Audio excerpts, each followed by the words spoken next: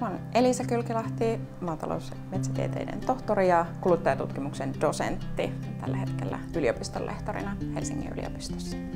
No, alun perin mä kiinnostuin erityisesti kuluttajan oikeuksista ja hyvinvoinnista. Tai se ikään kuin ajoi tänne kuluttajatutkimuksen teemojen pariin ja niitä opiskelemaan aikanaan.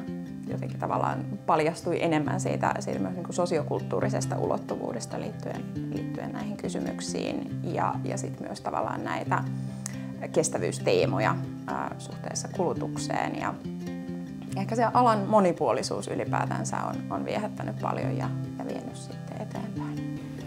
Välillä on ehkä vaikea erottaa sitä, että mikä on sattumaa ja mikä on sit sitä, että joku on ehkä avannut joitain mahdollisuuksia ja on tullut, ja siitä vaan tullut tartuttua niihin.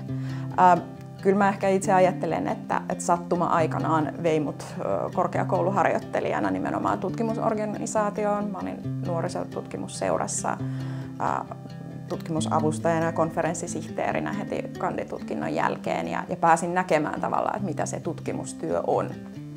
Mä tutkin tällä hetkellä siis erityisesti asumista. Meillä on sellainen Decarbon Home-tutkimushanke ja siinä me ollaan nyt tartuttu meidän aineistoissa sellaiseen teemaan, että miten luonto ja eläimet on osa sitä meidän asumisen kokemusta tai piiriä ja se on ehkä avannut sellaista itseäkin havainnoimaan omassa arjessa myös tavallaan eri tavalla sitä, että miten puut, kasvit, metsä on läsnä siinä omassa elämisarjessa ja ehkä alkanut nähdä eri tavalla sitä tai kuulla myös, että miten ihmiset puhuu eläimistä, jotka tulee siihen kodin piiriin. Ja se on ollut ehkä nyt sellaista uutta viimeaikaista, mitä on ollut pöydällä ja mielen päällä.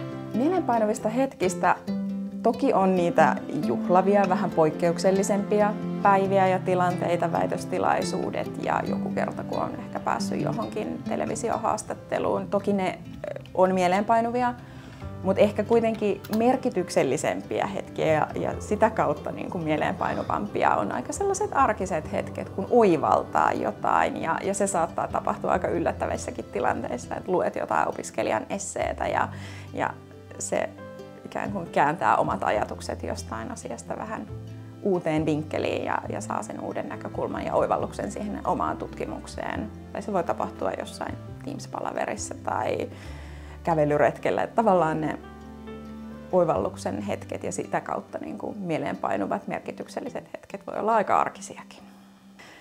No, se onkin hyvä kysymys, se suomalaisen tieteen tulevaisuus. Toki nyt on paljon kaikenlaista epävarmuutta ilmassa yhteiskunnallisesti ja tutkimuksen rahoituksen näkökulmasta ja niin edelleen, mutta kyllä mä jotenkin jaksan uskoa ja toivoa, että se sellainen sivistysperintö elää ja tutkimukselle ja tieteelle on tilaa ja tarvetta myös tulevaisuuden yhteiskunnassa ja että me jotenkin yhdessä osataan sitä myös vaalia.